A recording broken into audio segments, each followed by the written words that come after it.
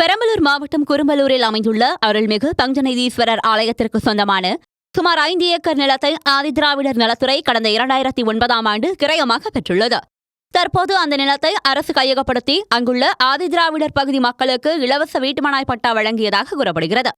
அரசின் இந்த நடவடிக்கைக்கு எதிர்ப்பு தெரிவித்து குரும்பலூர் பொதுமக்கள் 100க்கும் மேற்பட்டோர் பெரம்பலூர் துறையூர் சாலைகள் திடீர் சாலை மறியல் போராட்டத்தில் ஈடுபட்டனர். அந்த இடத்திற்கு பதிலாக மாற்று இடத்தை பட்டாவாக வழங்க வேண்டும் அல்லது அந்த நிலத்தை அரசு ஆரம்ப சுகாதார நிலையத்தின் கூடுதல் கட்டிடம் போன்ற பொது பயன்பாட்டிற்கு வழங்க வேண்டும் என போராட்டத்தில் ஈடுபட்டவர்கள் வலியுறுத்தியுள்ளனர். தகவல் அறிந்து சம்பவ இடத்திற்கு வந்த போலீசார் மற்றும் வருவாய்த்துறையினர் பொதுமக்களிடம் பேச்சுவார்த்தை நடத்தினர். போராட்டக்காரர்கள் கலைந்து செல்ல மறுத்ததால் அவர்களை கைது செய்ய முயன்றபோது போலீசாருக்கும் பொதுமக்களுக்கும் இடையே கடும் வாக்குவாதமும் தள்ளுமுள்ளும் ஏற்பட்டது. இதனால் அப்பகுதிகள் பெரும் பரபரப்பு நிலவியதுடன் சுமார் 1 மணி நேரத்திற்கும் மேலாக போக்குவரத்து பாதிக்கப்பட்டது. தற்போது பெரம்பலூர் வருவாய் வட்டாட்சியர் மற்றும் மங்களமேடு டிஎஸ்பி ஆகியோர் பொதுமக்களுடன் தொடர்ந்து பேச்சுவார்த்தை நடத்தி வருகின்றனர்.